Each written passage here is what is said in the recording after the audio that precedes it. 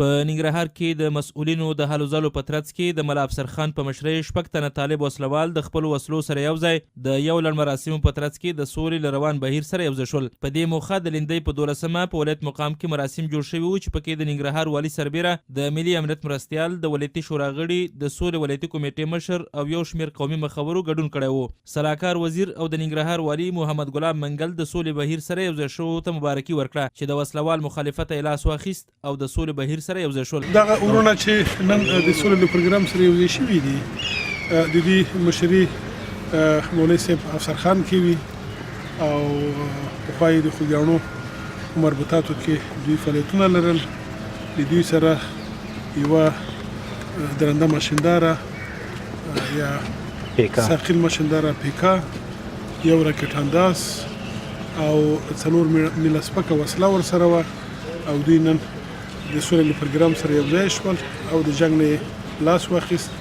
زه تر مننه کوم. نوموړي زیاته کړه د جنګ له لارې هیڅ یوه مخالفه ډله خپلو موخو ته نشي رسېدلی، نو په همدې اساس پر ټولو مخالفو وسلوالو غږ وکړ چې د وسلوال مخالفت ته لاس واخلي او د سولې له روان بهیر سره یو ځای شي. د سولې ولایتي کمیټې مشر ملک نذیر ویل چې د وسلوالو دغه ډلګۍ د دې ولایت په خوږیاڼو ولسوالۍ کې د ملي اردو په هلو ځلو د خپلو 6 میله وسلو سره یو ځای د سولې پروسې سره یو ځای کېدو ته چمتو شوه چې د یکشنبې په ورځ رسماً د سولې پروسې سره یو ځای شوه.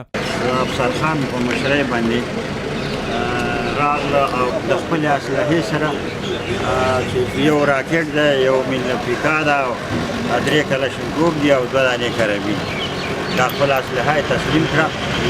او وعده یې وکړه، تعهد یې وکړه چې موږ به بیا دغه عمل چې دا مخکې موږ کوو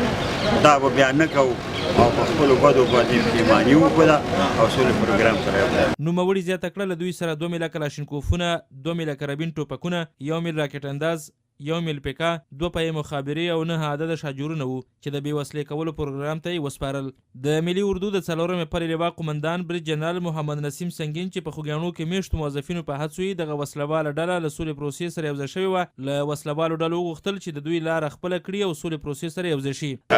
حدود 6 نفر از کسایی که همیشه بر ضد دولت افغانستان می جنگیدن و مردم را متضرر می ساختن،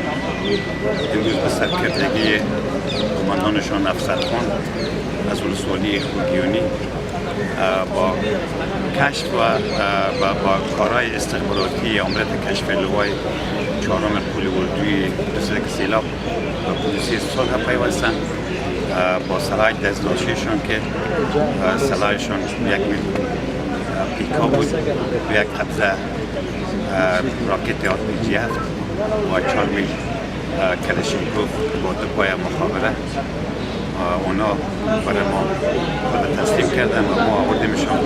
و پروسه صلح اونا را تسلیم کردیم. د زیاته کړه که د دولت هره مخالف وسلواله ډله د سولې له روان بهیر سره یو ځای نشي، د وسلوال ځواک له لوري به وځپل شي. د سولې له روان بهیر سره د 6 کسیزې ډلې مشر ملا افسر خان ویل د څو کالو راهیسې په خوږیاڼو ولسوالۍ کې د دولت ضد ورانکاره فعالیتونه ترسره کول، چې کله ورته حقیقت څرګند شو نو د وسلوال مخالفت یې لاس واخیست او د سولې پروسې سره یو ځای شول. زه افسر خان ولله شکرهار د ننګرهار ولایت د خوږیاڼو د خیل اوسېدونکی یم، خو چې نن چې موږ وکتل چې وروره زموږ ملک بل څوک ورانوي، زموږ په ملک باندې چې ګونه بل چا تعرض کړی دی او موږ نه پرېږدي چې د خپل ملک جوړ کړو، خپل وطن جوړ کړو. نو زه غواړم چې دغلته د خپل ملک، د خپل دین، د خپل اسلام، د خپل وطن، د خپلې خاورې په شریکه باندې مقصد د تاسو سره یو ځای اوږه په اوږه خدمت وکړو. د زیاته کړه تر دې وروسته به د خپل دولت سره اوږه په اوږه د هیواد د بهبود لپاره کار وکړي.